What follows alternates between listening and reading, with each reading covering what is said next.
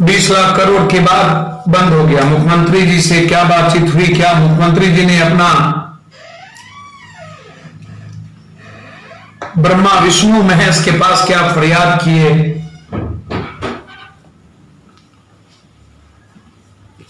क्या गणेश भगवान की परिक्रमा हुई, ब्रह्मा विष्णु महेश ने परिक्रमा को सुना कि नहीं सुना, ये तो भगवान जाने।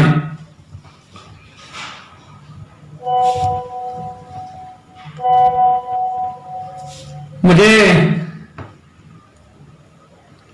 समझ में नहीं आता है शुरू कहां से करें।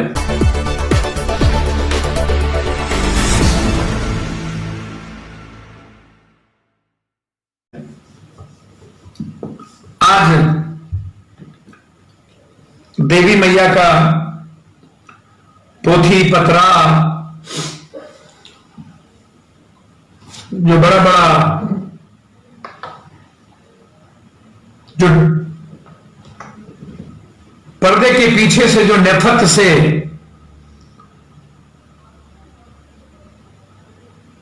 कालिदास की कहानी आप सुने होंगे,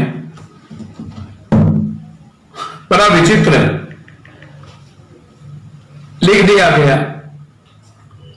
कालिदास की कहानी लागू हो गई इस मंत्री पर।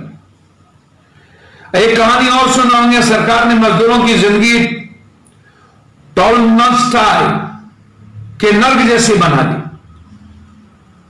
बता दें वो एक ऐसा नर्क था जहां खाना पानी बिल्कुल असली दिखाई देता है और जैसे ही भूख मिटाने जाओ तो गायब हो जाता था।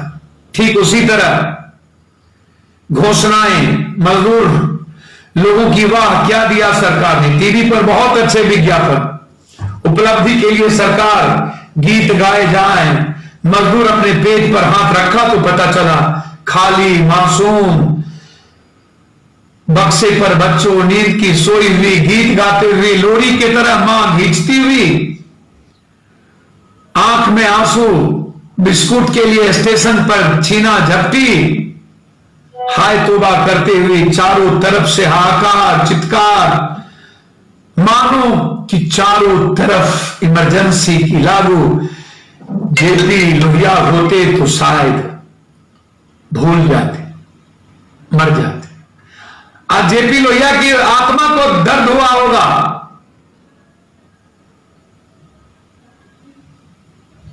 लॉकडाउन के नाम पर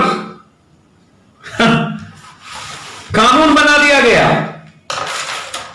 कोई आवाज नहीं निकले मजदूरों का, किसानों का, गरीबों का। दाने दाने की जरूरत थी चारों तरफ, प्रक्रिया में हमें उलझा दिया गया। मैं तो सोचता हूं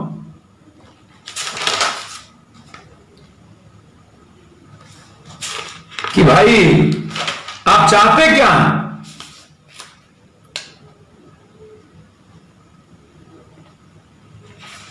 आपने एक कानून बना दी डिजास्टर,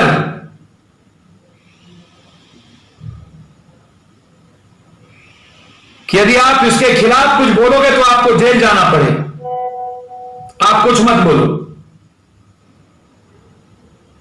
आज आप आए, पहले ही किसान इतने कर्ज में डूबे हुए हैं, आपने कहा सुनिएगा गौर से, आप सुनते नहीं हैं। वाह वाह वाह, फिर मैं कहूंगा दल और नेता से निकलिए। क्या कहा मंत्री ने? कहा मार्च तक मैंने आपको जो ऋण दिए थे उसको कर चुकाना था, अब मैं आपको 2 महीना वक्त दे रहा हूं। मार्च तक 2 महीना मतलब 12 जून, समझ रहे हैं बात को? मतलब 17 मई को लॉकडाउन कहीं कहीं अभी खुल भी जाए तो 1 जून, 12 जून नहीं 1 जून, मतलब जादू की छड़ी, डुम डुम डुम डुम डुम डुम डुम डुम, महादेव की घड़ी, जादू की छड़ी, महादेव की घड़ी। महादेव बैठे हैं, मोदी भाई, जादू की छड़ी नीतीश भाई, जोगी भाई, सब भाई भाई भाई। मुझे समझ में नहीं आई, पूरे जनता पर आई। पप्पू की माई सड़क पर। अब मुझे समझ में नहीं आता कि 17 मई और 1 मई के बीच में 12 दिन का समय, 12 दिन में कौन सा फसल किसान उपज हो जाएगा कि अपना कर्ज चुका देंगे। 1 मई आप जरा बताइए, किसान निकले नहीं। एक तो आपने पहले कह दिया हम इतना 25,000 करोड़ रुपया केसीसी का हमने जमा कर दिया है। अब आप हमको एक बात बताइए, आप सबका कर्ज माफ करते हैं, पूंजीपति का 65,000 करोड़ सबको आप माफी देते हैं पूंजी निवेश में, लेकिन मजदूर और किसानों के लिए आपके पेट में दर्द क्यों होता है? फिर आप ऋण दे रहे हैं, फिर कह रहे हैं हम आपको ऋण देंगे।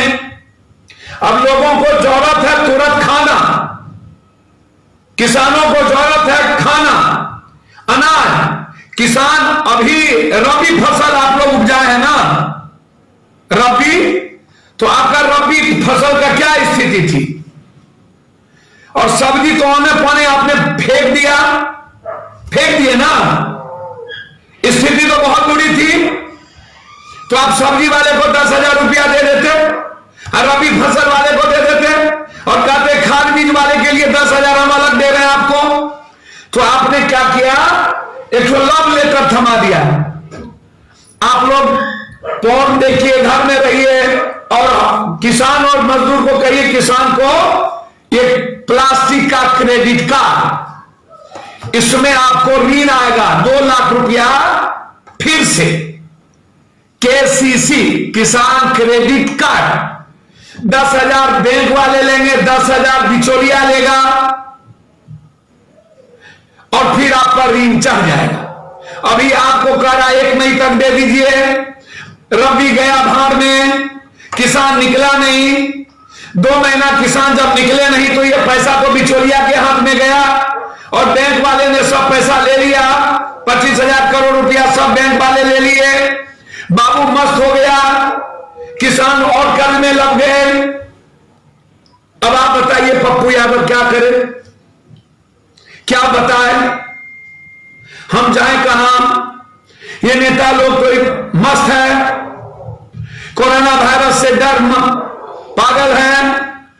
इसकी बीवी बाल बच्चे को कोरोना वायरस ढूंढ गया, लग रहा है, कर रहा है, या पापा जस्ट नो यू वेट। फिर उसका बाप बोलता है, एमएलए साहब, hello darling, please you wait because outside corona is there. अब आप बताइए, इंग्लिश में बिलैती कुत्ता, ये लोग भारी। अब किसान को कर्ज पर कर्ज, बिचौलिया का सब व्यवस्था फिट, काली मैया आई आज और ऋण दे दिया। अब हमको एक बात बताइए, हम आपसे पूछना चाहते हैं, नीतीश कुमार अभी कहा ये भारी, अब इनके बारे में हम थरथर हो गए। हमको लगता है कि मेरा मुंह में, हम क्या बोले, भाई हैं हमारे, बड़े भाई हैं, हमको लगता है कि पूछना पड़ेगा किस नक्षत्र में हमको चाचा जी से कि पैदा हुए थे ये लोग नेता लोग, अंधरिया रात था कि इंजोरिया था, किस नक्षत्र कौन था? 15 साल नेता रहे, मामूली बात तो है नहीं, नक्षत्र तो बड़ा तगड़ा था होगा। 15 साल मामूली बात है नहीं। फिर बाप का बेटा सब भी डिप्टी सीएम सब हो गया, बड़ी बड़ी मजे ले रहे हैं, एकदम मालदार चीजों पर सोते हैं। तो भैया हम तो सही में हमारा ही नक्षत्र खराब है। मधेपुरा वाला वैसे ही कर्म बोला कि नहीं तुम ही लोग खत्म हो, सेवा फालतू हो, जो लोग घर में सोए रहता है वो मजे वही ठीक है, तुम लोग काय का सेवा किया, जा भागो कुत्ता के तरह हमारे इतना तो हमको तो कभी कभी आश्चर्य लगता है, जो हाल मधेपुरा शासन सुपौल वाला किया, इतना वफादारी तो मौका का मट्टी कुत्ता भी खाता है तो वफादारी करता है। हमने तो जितना मां से बढ़ के सेवा की, तो चलिए कोई बात नहीं, जो किस्मत में था, जो औकात बतानी थी बता दिया, जनता महान, भगवान जो था जो करना था कर दिया। मधेपुरा का अपना इतिहास है, वो सबको औकात बताता रहता, हमारी गलती थी। नीतीश बाबू ने कहा क्या जानते हैं, अनुशासन में रहिए। आज बोला, मजदूर को बोला, ये नीतीश कुमार जी अनुशासन में जिंदगी भर रह गए, 15 साल गंभीर, हुआ कुछ नहीं। नीतीश जी, आपको औकात का पता चलेगा जब आप कुर्सी से हटिएगा। पिल्लू फरेगा, पिल्लू आप सबको, काला नाग को, करेट को, सबको, नागनाथ, सांपनाथ। आप लोगों का पुराना खाता वही नहीं खुला तो मेरे नाम पर कुत्ता पोस दीजिएगा। एक एक लोगों के पाप को खोलेंगे। आपने अनुशासन दिखाया आज क्वारंटाइन में मजदूरों को, हल्ला ना करो, खाना ना दो, चुप रहो, कुछ बोलो नहीं, सुविधा के नाम पर बोला 500 रुपया जो नहीं देंगे यदि अनुशासन तोड़ोगे तो। जेपी लोहिया जी और कर्पूरी ठाकुर आज मर गए होंगे बेचारे, और आत्मा मर गया होगा। ये सब मिल करके समझ में नहीं आता। एक तरफ प्लास्टिक का थमा रहे हैं हम, तो बड़ा विचित्र स्थिति है। इन लोगों के बारे में क्या कहें हम। अभी इनको खाद बीज में पैसा देना चाहिए था, वो नहीं दिए, बड़ी बड़ी बात करके गायब हो गए। गई बात घोषणा, राहत तत्काल कुछ नहीं मिली, एक भी रुपया खाने पर नहीं मिला, आज भी ट्रेन पर कुछ नहीं। फसल लॉकडाउन की वजह से खेत बर्बाद हो गई। उन गरीब मछुआरों को क्या मिला लॉकडाउन की वजह से, जिनका धंधा चौपट हो गया, ये कुछ नहीं मिला। कल प्रवासी मजदूरों को लेकर लंबा भाषण देकर चली गई, लेकिन उनको तत्काल राहत आज तक कुछ नहीं मिला। अब आप बताइए ना, हम तो बहुत बड़ी बात बोले आपको, अब समझ में हमको वित्त मंत्री जी का नहीं आया। 1 किलो चना 2 महीने में 5 किलो अनाज, 1 किलो चना, ये जानवर है क्या आदमी वित्त मंत्री जी कि चना और 5 किलो दाल, सब्जी, नमक, तेल, ये कौन देगा? ये जो राशन कार्ड की बात आप किए, कच्चा जानवर की तरह खाएंगे क्या आदमी? एक राशन कार्ड 99 में रामविलास पासवान ने घोषणा किया था, फिर इसकी मार्केटिंग शुरू कर दी। याद कीजिए रामविलास पासवान कब बोले थे? 2020 तक पूरे भारत में कोई राशन, मतलब 67 करोड़ रामविलास जी ने 2020 तक पूरे भारत में कोई कहीं से भी राशन ले सकता है। सरकार के मुताबिक 67 करोड़ भारतीय, जो कि कुल राशन का 80% लाभान्वित होंगे।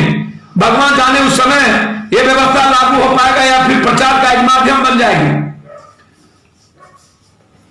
अभिजीत ने कहा था व्याख्यान में कि गरीब भारतीयों को 7,500 डायरेक्ट ट्रांसफर करना चाहिए।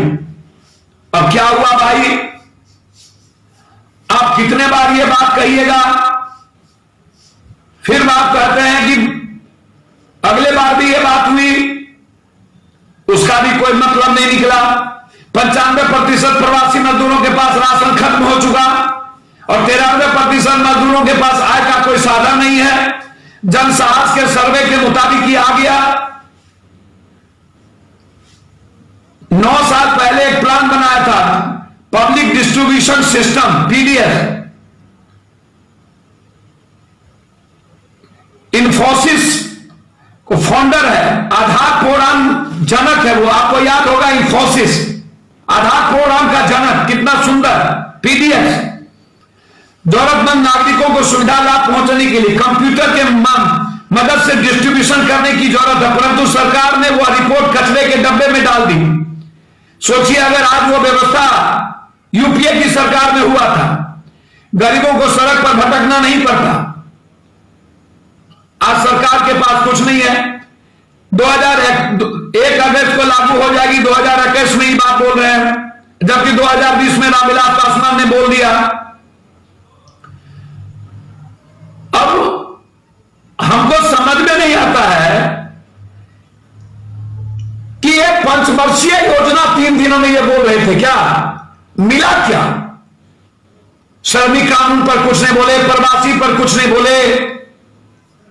प्रवासी मजदूर अब जो हो जाएगा, और यदि पट्टेदारी भी करता किसी किसान की जमीन लेकर, तो उसके पास तो बीज और खाद के लिए पैसा नहीं है, तो कहां से पट्टेदारी करेगा? आप जरा बताइए, आप हमको, आपने वो स्थिति भी पैदा नहीं की। आप रेहड़ी पटरी वाले को 50 लाख का टारगेट किए, जबकि दिल्ली में 1.5 करोड़ लगभग रेहड़ी पटरी वाले हैं, बिहार में लगभग 3 करोड़ है। यूपीए के सरकार में यह कानून बनी, आपने उसको भी खाते में डाल दिया। और सबसे बड़ी दुखद है कि अभी भूख और रोटी की जरूरत है, मजदूरों के जेब में 10,000 रुपये देने की जरूरत है, किसानों के रबी फसल होने पाने में चले गए, उस पर कुछ नहीं बोले। आज बवाल मचा हुआ है, किसानों पर बवाल नहीं है, मजदूर मर रहे उस पर नहीं, मंदिरों पर। मैं कब से बोल रहा हूं मंदिरों के पैसों के सवाल को। 5 मंदिरों में 60,000 टन सोना है, तिरुपति मंदिर में 9,259 किलो सोना है। यह सोना क्यों गरीबों में नहीं लगेंगे? 30 टन चांदी तिरुपति बालाजी आंध्र प्रदेश के चित्तूर जिलों में। धन और वैभव श्री भगवान तिरुपति बालाजी के मंदिर बजट की सालाना 2,600 करोड़ होता है। यहां 1,000 करोड़ हुंडी में चढ़ावे के रूप में आता है। 8,000 करोड़ रुपया तो तिरुपति को सिर्फ ब्याज से मिल जाते हैं। इसके अलावे भी 600 करोड़ अन्य साधनों से इस मंदिर में कमाई होती है। अलग अलग बैंकों में इस मंदिर का करीब 3,000 किलो सोना जमा है, जबकि मंदिर के पास 1,000 करोड़ रुपए का फिक्स डिपॉजिट है। पद्मनाभ स्वामी मंदिर केरल के त्रिपुंदरम स्थित पद्मनाभ स्वामी मंदिर देश का सबसे बड़ा अमीर मंदिर है। इस मंदिर में कई क्विंटल सोना और हीरे जवाहरात है। इस मंदिर के पास 1,300 टन सोना है। सिद्धि विनायक मंदिर मुंबई स्थित सिद्धि विनायक मंदिर महाराष्ट्र में दूसरे सबसे अमीर मंदिर है। इस मंदिर के पास 160 टन सोना जमा है। सिद्धि विनायक मंदिर भी स्वर्ण मौद्रीकरण योजना के तहत 44 किलो सोना जमा करेगा। हर साल इस मंदिर में लगभग 50 करोड़ रुपए का चढ़ावा होता है।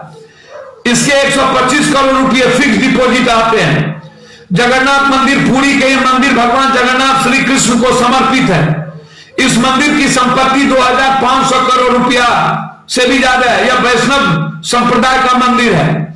शिरडी के साईं बाबा स्थित साईं बाबा का मंदिर महाराष्ट्र के सबसे अमीर मंदिरों में से एक है। इस मंदिर के पास 360 किलो सोना है। यहाँ के ट्रस्ट ने 450 करोड़ रुपए निवेश कर रखा है। इस मंदिर की संपत्ति आय दोनों ही अरबों में है। यहाँ हर साल 350 करोड़ का दान आता है। सोमनाथ मंदिर के पास 35 किलो सोना है। इसकी गिनती 12 ज्योतिर्लिंग में प्रथम ज्योतिर्लिंग के रूप में होती है। गुजरात के स्वराज शहर के बेलावेल बंदरगाह पर स्थित इस मंदिर के बारे में कहा जाता है कि इसका निर्माण स्वयं चंद्रदेव ने किया। इसे अब 17 बार नष्ट किया गया है। श्री जगन्नाथ मंदिर पुरी, यह मंदिर भगवान जगन्नाथ श्री कृष्ण को समर्पित है। इस मंदिर की संपत्ति 2500 करोड़ रुपया से ज्यादा है। वैष्णो देवी मंदिर जम्मू कश्मीर के कटरा स्थित मंदिर देवी के पास 1.2 टन सोना है। मंदिर का सालाना 500 करोड़ रुपया आया है। तिरुपति बालाजी देश में सबसे ज्यादा भक्त यहां दर्शन के लिए आते हैं। अब आप जरा सोचिए, साईं ट्रस्ट के पास 1,40,000 करोड़ रुपए का कैश और स्वर्ण है। तिरुपति बालाजी 50,000 करोड़, पद्मनाभ 90,000 करोड़, सत साईं 40,000 करोड़। इस कोरोना काल लोग मर ही जाएंगे तो भगवान खुदा ईश्वर निमित्त धर्म किसके लिए रह जाएगा? वह धर्म दरिद्र गरीब बेसहारे लोगों की मदद के लिए ही तो होती है। इससे बड़ा पूर्ण धर्म और सेवा है क्या? भगवान अल्लाह गॉड भगवान बुद्ध गरीब पीड़ितों के लिए आए थे, चाहे वो टेंपल मंदिर हो या किसी भी धार्मिक कहीं भी बड़ा से बड़ा मंदिर का ट्रस्ट हो या बड़ा से बड़ा कहीं भी बड़ा कोई जमात में पैसा हो, मस्जिद का में हो या कोई धार्मिक ट्रस्ट हो, मैं समझता हूं उसका सरकार का ऑर्डिनेंस होना चाहिए, ऑर्डिनेंस करना चाहिए और उसका पूरा का पूरा पैसा मजदूर और किसान युवा बेरोजगारों पर खर्च होनी चाहिए। इसीलिए आप इस बात को समझने की कोशिश करिए, पुण्य और सेवा के लिए ही हमारे सभी धार्मिक धर्म संस्थाओं जीवन का समर्पण करता है। बेहिसाब धर्म किसके लिए है? इस पर हम सबको मिल करके बात करना होगा। केरला में जो पद्मनाभस्वरी है वो 90,000 करोड़, इन सारे Meenakshi Amman Madurai 2 crore, Vrinda Swami temple Thanjavur 3, Jagannath temple Puri 4, Venkateswara temple Tribhuvan 5, Padmanabha Swami temple 6, Somnath temple 7, Ramanatha Swami temple, Shri Ram Ganga, Lingaraj temple, Kamakhya temple. मतलब ये देश के बजट से हम जितनी संपत्ति है इनके पास, अब आप समझ लीजिए कि हम इस हिंदुस्तान के 80% गरीबों को कम से कम आत्मनिर्भर बना सकते हैं। प्रधानमंत्री जी और मुख्यमंत्री जी से मेरा आग्रह है, एक तरफ आप ऋण पर ऋण देकर के बोझ के तले दबाओगे। मेरा सवाल आप समझिएगा, मैंने क्यों मंदिर का सवाल उठाया? मस्जिद गुरुद्वारे के पास इतने सोना, इतनी चांदी, इतना पैसा, गुरुद्वारे मस्जिद और चर्च, कई सारी संस्थाएं ऐसी हैं जो काम कर रही हैं स्कूल पर, चीजों पर, लेकिन हमारी जो मंदिर है ये कंप्लीट ट्रस्ट बना करके चीजों को रखी। इसीलिए मेरा सरकार से आग्रह है, आप एक तरफ कहते हो आत्मनिर्भर बनाइए, मेरा सवाल है कि आप आत्मनिर्भर कैसे बनोगे? ये मुझे आप जरा बताओ। जब आप किसानों को लोन पर लोन देकर के बोझ के तरह दबोगे,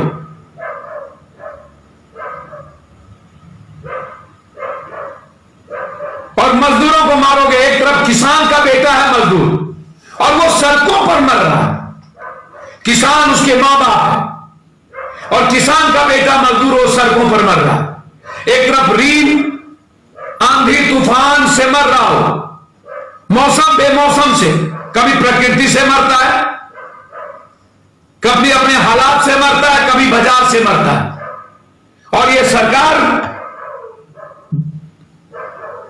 बेइंसाफी करती, पूंजीपति और उद्योगपतियों की सरकार, मुनाफाखोरों की सरकार, कभी नहीं सोचा। इसीलिए नीतीश बाबू लंबी लंबी बात करना बंद करो। झूठ के ठेकेदार नटवर लाल के तरह आपको गोनू सब जान गया, सब जान गया।